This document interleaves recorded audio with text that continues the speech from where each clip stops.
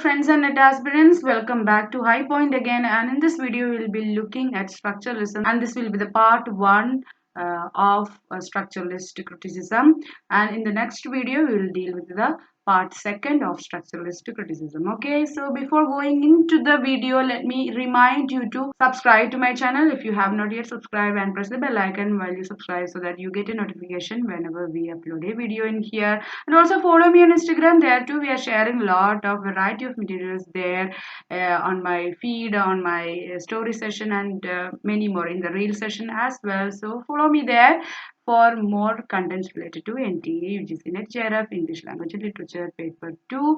And if you are looking for some affordable, well-arranged and simplified study materials, online study materials for your NTA, UGC Net JRF, English Language and Literature, then do visit my website www.highpoint.in. There you will get, everything that you need to study and cover and revise for NTU GCNet JRF English exam paper 2 exam in my website, and there you will get audio lectures and PDF materials, downloadable PDF materials, and also previous and practice question papers lively attemptable.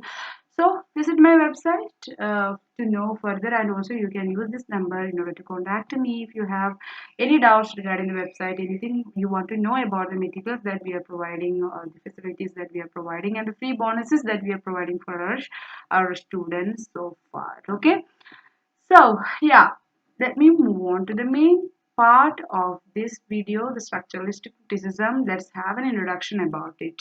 Structure. What is structure? Structure is everywhere. For a poem, there is a structure. Poem, whenever you see a poem in a book, you recognize it as a poem because that got a structure. You can recognize a novel, you can recognize a drama. Externally it is different, right? The way in which words are put in that paper, on that paper, that is different for a poem. How the structure, the external, the visible structure for a drama is different, you know that. So structuralism is not basically about this external structure that we have. Around us also we have structure. For a house we have a structure. For a kitchen we have a structure. For our solar system we have a structure. Everything is structured. Everything got a system. But the structure that we are referring in structuralism is not the same external structure that is quite directly perceivable, but it is a linguistic structure.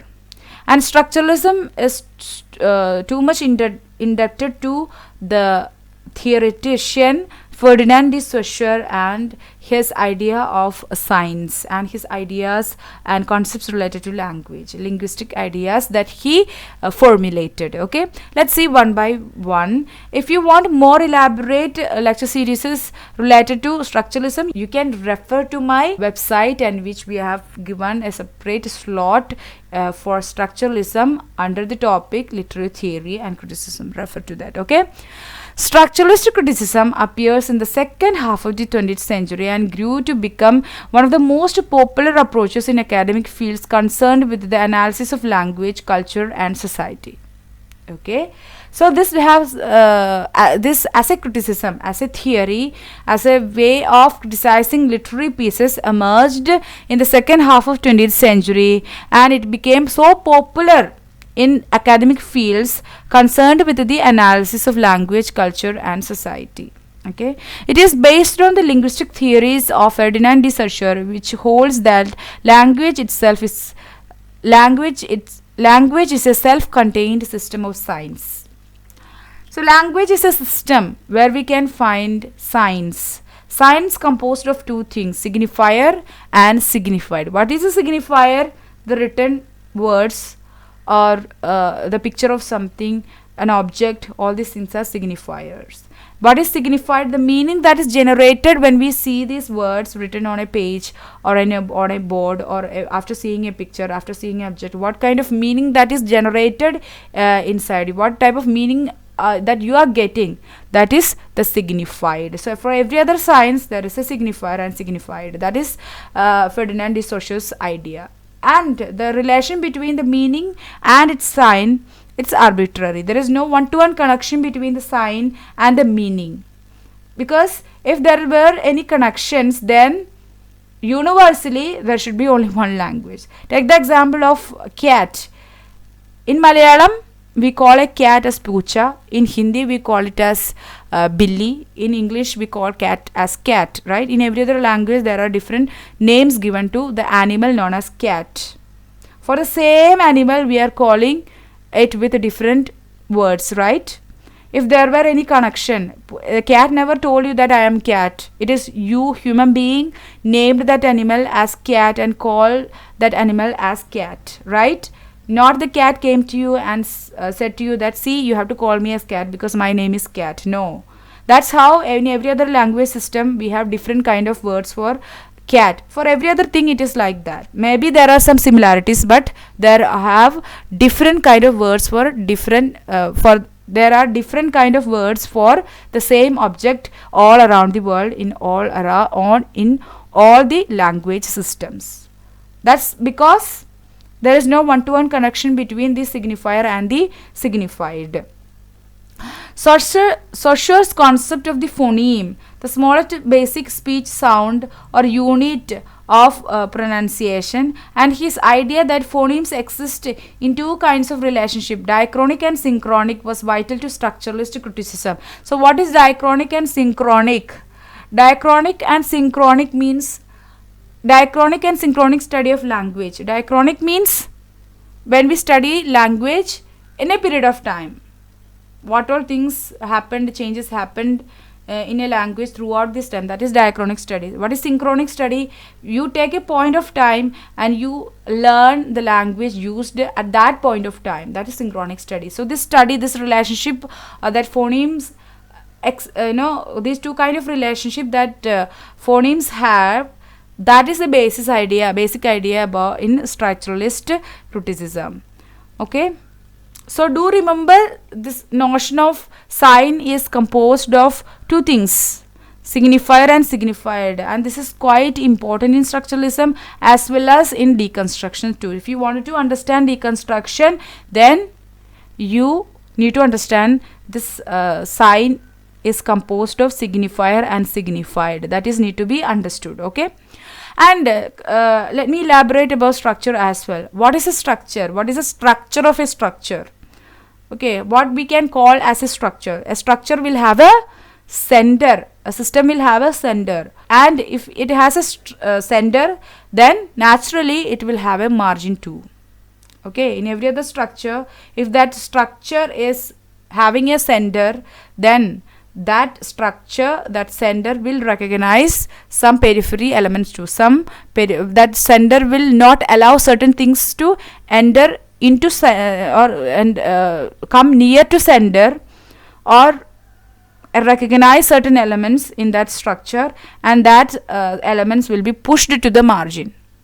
So in a patriarchy, consider patriarchy as the structure. Men or patriarchal notions are the sender, and the sender will use many kind of institutions and notions and many other ways in order to establish itself as a sender. And women, Dalit Bahujans, and many other transgender, different kind of sexualities, all those things are pushed to the margin and they got marginalized and oppressed. Okay, they never get an entry into the sender. The sender never recognize them as legitimate. So those who are living in this structure, those who are believing in this structure, they always refer to the sender in order to generate some meaning. I'll give you a classical example. Okay, suppose you are sitting inside a train.